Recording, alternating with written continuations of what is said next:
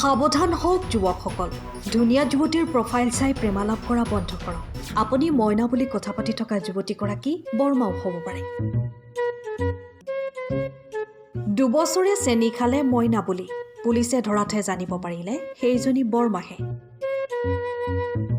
এয়া মৰিয়নি নগৰৰ এগৰাকী 50 ঊৰ্ধৰ কুমাৰী মনৰ মহিলাৰ কাহিনী। মহিলাগৰাকীৰ বয়স প্ৰায় 50 বছৰ যদিও এতিয়াও ম্লান পৰা নাই যৌৱন। মহিলাগৰাকীয়ে কৰা এক বিশেষ কামৰ বাবে এতিয়া সকলোৰে মাজত চৰ্চিত হৈ পৰিছে। এই মহিলাগৰাকীয়ে কৰা কামৰ কথা শুনিলে হয়তো আপোনাৰো চকু কপালত উঠিব। ফেচবুক, ইনষ্টাৰ পৰা প্ৰথমতে ধুনীয়া যুৱতী বোৱাৰীৰ ফটো সংগ্ৰহ কৰে মহিলাগৰাকীয়ে। পিছত নিজৰ ফেক একাউণ্টত আপলোড কৰে ফটোবোৰ। ইয়াৰ পিছত বিভিন্নজনলৈ প্ৰেৰণ কৰে ফ্ৰেণ্ডছ ৰিকুৱেষ্ট। ফেচবুক, ইনষ্টাগ্ৰামৰ পৰা হোৱাটছএপলৈ ক্ৰমাৎ সম্প্ৰসাৰিত হয় যোগাযোগ। হোৱাটছএপত লগাই লয় নিজৰ সৈতে সাদৃশ্য থকা কোনোবা সুন্দৰী যুৱতীৰ ডিপি। ইয়াৰ পিছতে ভৰ বাৰিষাৰ বানৰ দৰে যুৱকসকলৰ সৈতে মহিলাগৰাকীৰ বৃদ্ধি পায় মৰম ভালপোৱাবোৰ। আপুনিৰ পৰা তুমিলৈ, জানৰ পৰা দেহা কলিজালৈ আগবাঢ়ে সম্পৰ্কবোৰ। গভীৰ নিশা হোৱাটছএপত, ফোনত মহিলাগৰাকীৰ প্ৰেমৰ লেলিহান শিখাত যায় বহুজনৰ হৃদয়। আনকি মহিলাগৰাকীৰ প্ৰেমৰ মায়াজালৰ পৰা হাৰি নগ'ল 70 ঊৰ্ধৰ ককাও। অৱশেষত এগৰাকী ভুক্তভোগী যুৱতীয়ে দিছপুৰ থানাত দাখিল কৰা এজাহাৰৰ ভিত্তিত আজি মৰিয়নি থানাৰ আৰক্ষীয়ে আটক কৰে মহিলাগৰাকীক।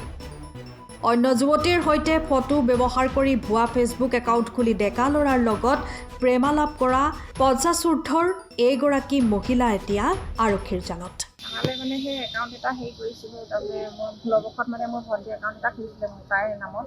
একাউণ্টটো থাকি গ'ল মোৰ ইয়াতে। তাৰপিছত তাই বিয়া হৈ গ'ল। তাৰপিছত তাই একাউণ্টটো ডিলিট কৰি দিলে বাৰু একাউণ্টটো।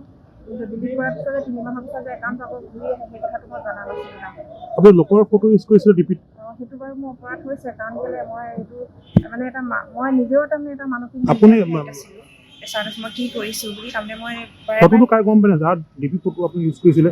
ঠিক আছে, ফটোটো ইউজ কৰিছিলে ছোৱালীজনী চিনি পাই নাই আপুনি? মই ইনষ্টাগ্ৰামত যেতিয়া পৰিচয়তে একাউণ্টটো থাকোঁতে মোৰ যেতিয়া ফেচবুক একাউণ্টটো মামাৰ ছোৱালীৰ নামত আছিলে, তেতিয়া তাই হেৰিতহে আছিলে ইনষ্টাগ্ৰামত ফ্ৰেণ্ড হৈ আছিলে। কিমান দিনৰ পৰা ইউজ কৰিছে আপুনি? এইটো আপোনাৰ এবছৰ হৈ গ'ল। এবছৰ পৰা ইউজ কৰি আছে আপুনি ফটো? আনৰ ফটো কিয় ইউজ কৰিলে আপুনি?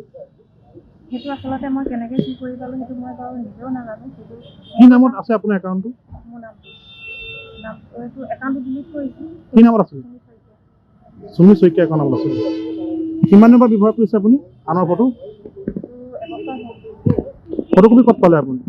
ফটোকপি ইনষ্টাগ্ৰামত ফ্ৰেণ্ড হৈ আছিলে তাতে। আপুনি বহুতক মেছেজ দিছিল সেই ফটোটো পাই ইউজ কৰি? এনেই হাই হেল্ল' যেতিয়া মেছেজ কৰে, কিন্তু মই অবজেক্ট মেছেজ নকৰোঁ। কোনোবাই যদি মৰ্ণিং দিয়ে মৰ্ণিং যদি হাই হেল্ল' দিওঁ। কিমানক মেছেজ দিছে আপুনি এনেকুৱা?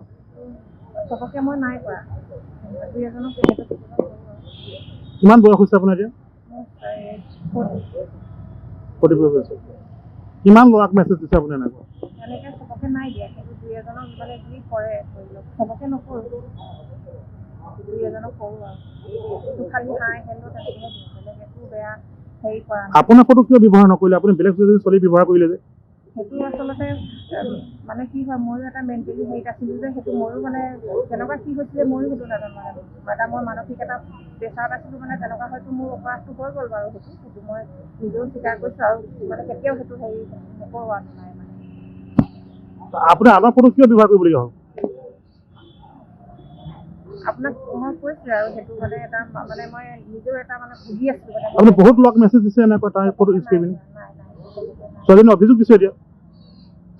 অভিযোগ যি ধৰি লওক, যি মৰ্ণিং দিয়ে বা হেৰি দিয়ে তেনেকৈ দিওঁ। Bureau report, time of Assam. সময়ৰ খবৰ সময়ত পাবলৈ ফ'ল' কৰক টাইম অফ আছাম।